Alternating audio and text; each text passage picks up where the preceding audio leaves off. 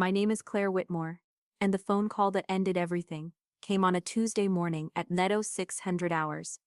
I was drinking coffee in my quarters when my sister Emma's voice crackled through the speaker, bright and breathless like she'd been running. Claire, I'm graduating summa cum laude. Can you believe it? 4 years of pre-med, and I actually made it. Mom and Dad are throwing this huge party, and that's amazing, Em. I'm proud of you. You'll come, right? I mean, I know you're busy with whatever it is you do there, but this is important. To me, I stared at the base beyond my window, the endless stretch of concrete and purpose that had become my world. Of course I'll come. Wouldn't miss it. To continue listening to this beautiful and special story, please leave your like and subscribe to the channel. Write your name and the city you're watching from, so I can include a special greeting for you in an upcoming story. But even as I said those words, I felt something cold settling in my chest. The pause that followed was too long, too careful. Claire, maybe don't wear your uniform. It's not that kind of event. I wasn't planning to. And maybe just keep things light. You know how Dad gets when you talk about the military stuff. I set my coffee down slowly, right. Light. After she hung up, I sat in the silence of my quarters for a long time. Through the thin walls, I could hear my fellow officers going about their morning routines. Normal sounds. Safe sounds. Sounds that had become more familiar to me than my own family's voices. That night, I lay in my narrow bunk and remembered the last time I'd been home, 2 years ago, for Christmas. How my father had introduced me to his colleagues as our daughter, who's taking some time to figure things out. How my mother had smiled that tight smile and changed the subject whenever someone asked about my service. I should have known then, but hope is a stubborn thing. The drive from the base to my hometown took 4 hours. 4 hours of rehearsing conversations that would never happen, of imagining embraces that would never come. I'd requested leave, pressed my civilian clothes, and even bought a gift for Emma, a small silver compass with an inscription, "For finding your way to wherever makes you happy." The house looked exactly the same: white picket fence, rose bushes my mother had planted when I was 12, the basketball hoop where Emma and I used to play one-on-one until the streetlights came on. I parked across the street and watched through the living room window. They were all there: my parents, Emma, my Aunt Rebecca, my cousin Jake, everyone laughing at something my father was saying, his hands animated as he told what was probably one of his work stories. For a moment, I just watched. This portrait of family that I'd carried with me through every difficult night, every moment of doubt. They looked so complete, so perfectly assembled without me. I knocked on the front door like a stranger. My mother answered, and her face did something I'd never seen before. It flickered, like a light that wasn't sure whether to stay on or go out. "Claire, you're early." Flight landed ahead of schedule. I held up the gift bag. "I brought something for Emma." She didn't move aside. That's very thoughtful, but we're actually just having a small family thing tonight. Very casual. Maybe tomorrow would be better." Behind her I could see Emma appear in the hallway. Her face lit up when she saw me, and she started to move forward, but a look from my mother, a subtle shake of the head stopped her. "Mom, I drove 4 hours. I know, honey, I know, but tonight it's just us, you understand."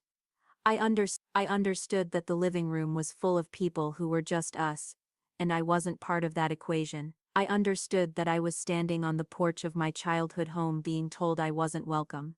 "Tomorrow then," I said quietly. "Tomorrow, we'll do something special, just the two of us." But we both knew that wasn't true either. I checked into the Holiday Inn on Route 9, the one with the flickering neon sign and the ice machine that sounded like a small aircraft taking off. The same hotel where visiting relatives used to stay when I was little because our house was too small for company. Now I was the company. I sat on the polyester bedspread and called my commanding officer to extend my leave by 1 day. Then I called Emma. "Claire, are you okay? Mom said you stopped by, but I'm fine. Just wanted to make sure we're still on for tomorrow." "About that," her voice got smaller. "The graduation ceremony is at 10, and then there's the lunch reception. But the thing is, it's really formal and Mom thinks." "What does Mom think, Em?" "She thinks maybe you should just come to dinner instead." after everything's over, more relaxed, you know. I closed my eyes. So I'm not invited to your graduation. It's not that you're not invited, it's just complicated. With the seating arrangements and the photos, Dad's been so stressed about work, and you know how he gets when, what? When you're around. The words hung between us like a bridge that had just collapsed. We'd never said it out loud before. The fact that my presence made my father tense, that my mother worried about what people would think, that my military service was something they tolerated rather than celebrated. I'm proud of you, Em. You know that, right? I know, and I'm proud of you too, what you do. It's important, just not important enough to mention at graduation. She was quiet for a long time. I'm sorry, Claire. I really am. It's not your fault. But maybe it was a little bit mine, for enlisting, for choosing duty over family dinner, for becoming someone they didn't know how to introduce to their friends. I woke up at 0500 out of habit. The graduation ceremony wasn't until 10, but I'd already decided I wasn't going. Instead, I sat in the hotel restaurant, drinking coffee, and reading the local newspaper. There was a small article about the university's graduation ceremony, mentioning the keynote speaker, a tech entrepreneur who donated a building to the school. At 0800, my phone rang. Emma. Claire, are you coming? I thought we agreed. I changed my mind. I want you there. I don't care what anyone says. You're my sister, and I want you there. Something in her voice made me pause, a determination I'd never heard before. Are you sure? I'm sure. I already told Mom and Dad. They're dealing with it. Emma, please, I need you there. I need to know that someone in that audience is proud of me for the right reasons. An hour later, I was standing in the parking lot of the university, watching families stream toward the auditorium, women in sundresses and men in khakis, all carrying flowers and cameras, everyone looking like they belonged to someone. I'd chosen my outfit carefully, a simple navy dress, low heels, my hair pulled back in a way that didn't scream military but didn't apologize for it either. I looked like any other proud sister, until I saw my parents by the entrance. My father was scanning the crowd, his jaw tight. When he spotted me, he said something to my mother that made her shoulders tense. They walked toward me with the kind of purposeful stride that usually precedes difficult conversations. Claire, my father's voice was controlled, professional. We need to talk. We stood in the shadow of the auditorium, families flowing around us like water around stones. My mother kept glancing at the entrance, as if she was afraid of being seen with me. This is Emma's day, my father began, her moment, and we need to be sure that nothing complicates that. I'm here to support my sister. I know you are, but you have to understand, Claire. Your presence raises questions. People want to know what you do, where you've been, and today isn't about explaining your choices, my choice, as if serving my country was a phase I'd grown out of. I'm not planning to make a speech about military strategy, Dad. I'm just here to watch Emma graduate. My mother stepped forward, her voice softer but somehow more cutting. You know how you get, hun. When people ask about your service, you get so intense, and today needs to be light, celebratory. How I get. You know what she means. My father said, you take everything so seriously, like when Uncle Bill asked about your deployment, and you went on about, well, things people don't really want to hear at a barbecue. I remembered that conversation. Uncle Bill had asked if I'd seen action, and I'd given him an honest answer about what it meant to serve overseas. Apparently, honesty was too intense for family gatherings. So what are you asking me to do? They exchanged a look. One of those married couple looks that communicate volumes without words. Maybe just keep a low profile, my mother said. Sit in the back. Don't mention the military unless someone specifically asks. And if they do ask, just keep it brief. Brief, you know, I serve in the Air Force. Leave it at that. I stared at them, these people who'd raised me, who'd taught me about honor and service, and standing up for what was right, now asking me to minimize the thing I was most proud of. I'll sit in the back, I said finally. Relief flooded both their faces. Thank you, my mother said. This means so much to Emma. But as we walked toward the auditorium, I wondered if it really meant anything to Emma at all, or if this was just another way of managing the inconvenience of having a daughter who didn't fit the family narrative. The auditorium was packed, families clustered together in the middle sections, their excitement palpable. I found a seat in the last row, far from the stage where I could see Emma, but she couldn't easily spot me. From my vantage point, I watched my parents take their seats in the third row. Prime real estate. The kind of seats that said we belong here, and our daughter matters. They were flanked by relatives I recognized but hadn't spoken to in years. Aunt Rebecca, who'd always favored Emma. Cousin Jake, who'd stopped returning my calls after I enlisted. The ceremony began with the national anthem. I stood with everyone else, my hand over my heart, and felt the familiar surge of pride that came with those words. But when I looked toward my family, I saw my father checking his phone and my mother adjusting her hair. The dean took the podium and began his remarks about achievement and bright futures.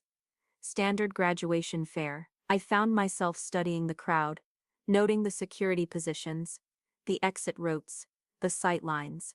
Old habits. Then Emma's name was called. She walked across the stage in her cap and gown, radiant and accomplished, and I felt my chest tighten with pride. This brilliant, determined woman was my sister. She'd earned this moment. The applause was thunderous. I stood with everyone else, clapping until my hands hurt, but I might as well have been invisible. Emma waved to the crowd, her eyes finding our parents immediately. She mouthed, "I love you," in their direction. She never looked toward the back of the auditorium. After the ceremony, families gathered on the lawn for photos.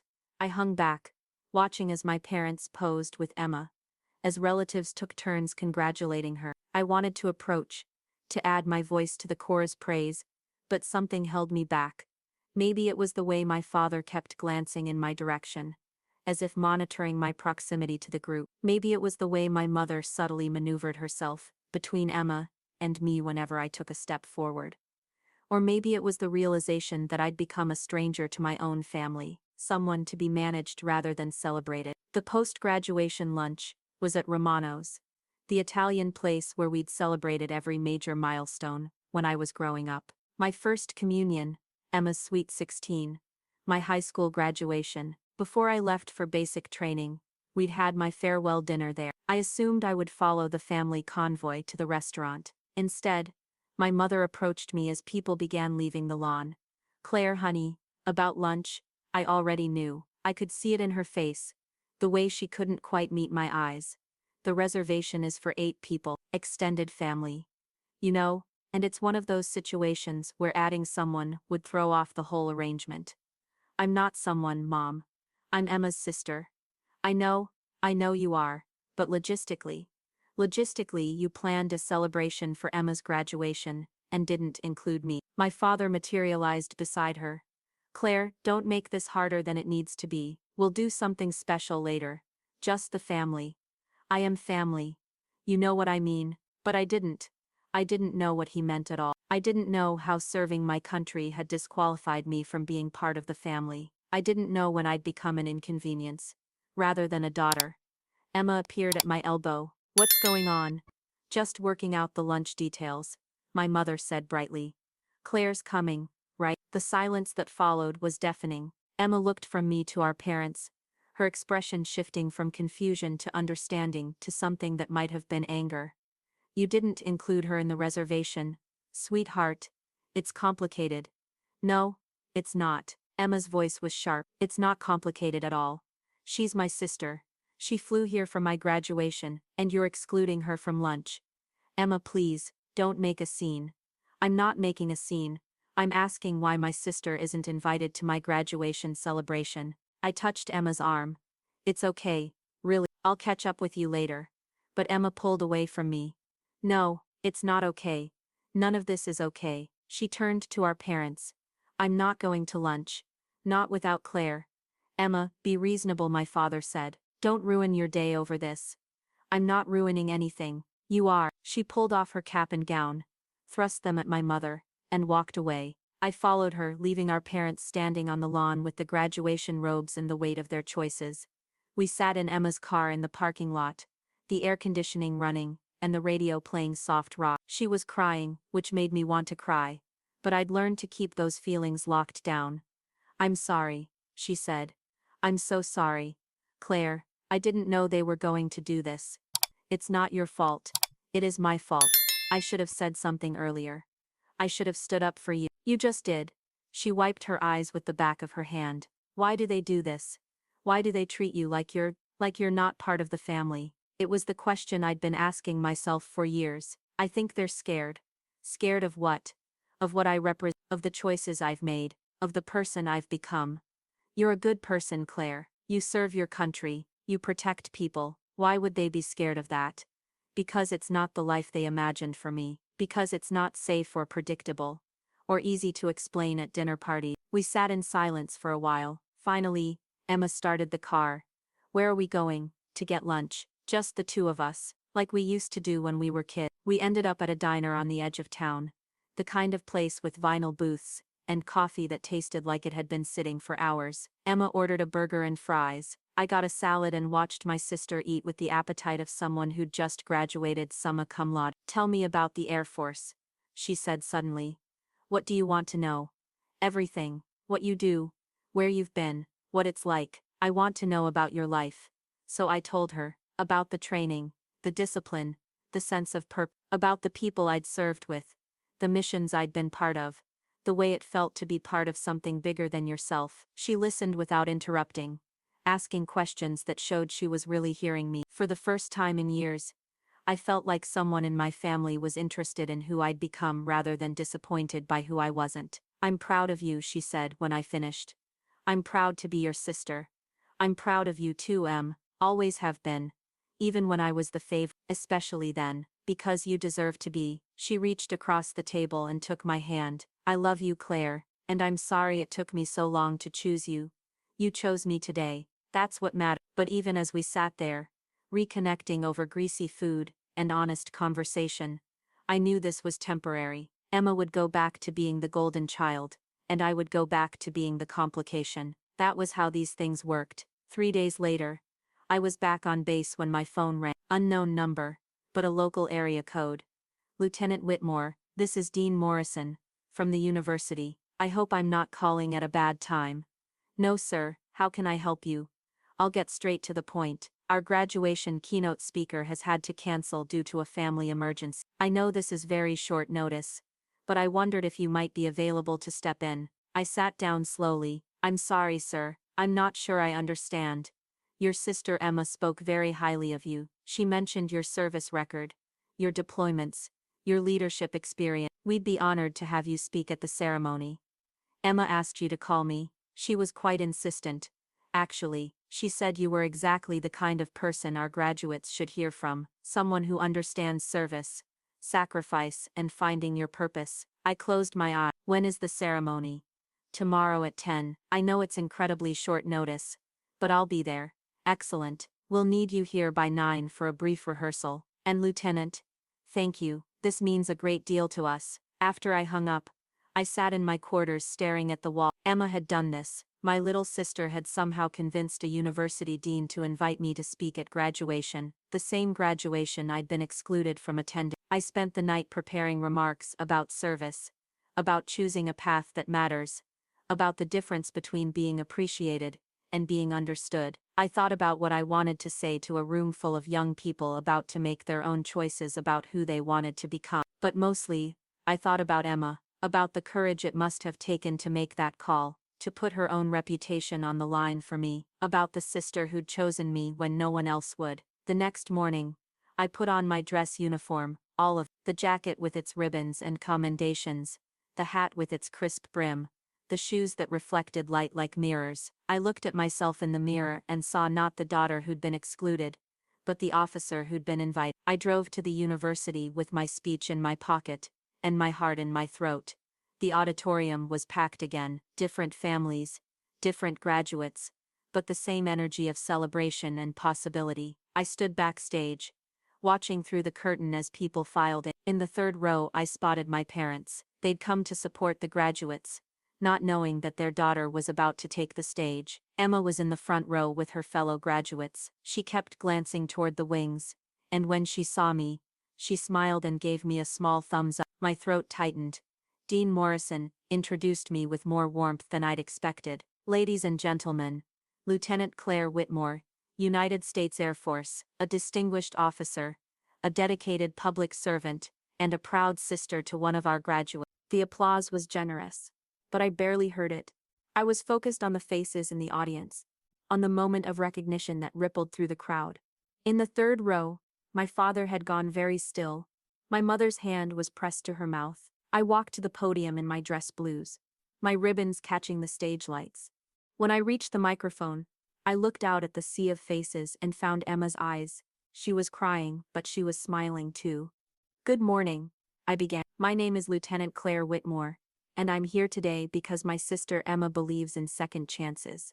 I spoke about service, about choosing a path that matters even when it's difficult, about the difference between being comfortable and being proud. I talked about the families who support us, and the families we create, about the courage it takes to become who you're meant to be. But mostly, I spoke about Emma, about a young woman who'd graduated summa cum laude, and then chose to use her moment of triumph to give someone else a voice. About a sister who taught me that sometimes the people who love us most are the ones who refuse to let us disappear. Emma Whitmore is graduating today with highest honors, I said, my voice carrying across the auditorium. But her greatest achievement isn't her GPA or her award, it's her integrity, her willingness to stand up for what's right, even when it's complicated, even when it's family. The applause was thunderous. I found Emma in the crowd, tears streaming down her face, mouthing thank you over and over. When I finished my remarks and returned to the wings, I could see my parents in the third row. They were sitting very still, watching the stage where their daughter had just been honored, not for hiding who she was, but for celebrating it. After the ceremony, I waited by the stage door. Emma found me first, throwing her arms around me still in her cap and gown.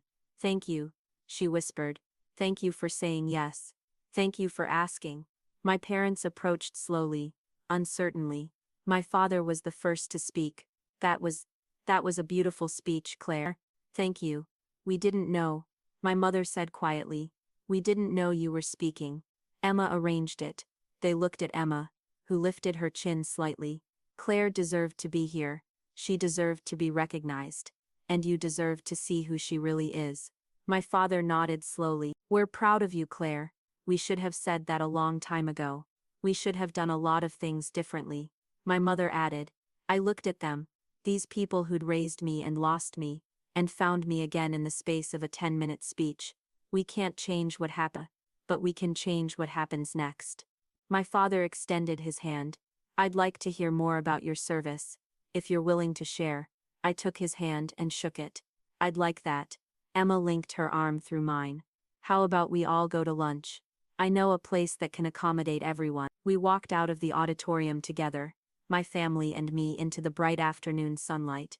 I was still in my dress uniform, still the daughter who'd chosen duty over comfort, still the officer who served something bigger than herself. But for the first time in years I was also something else.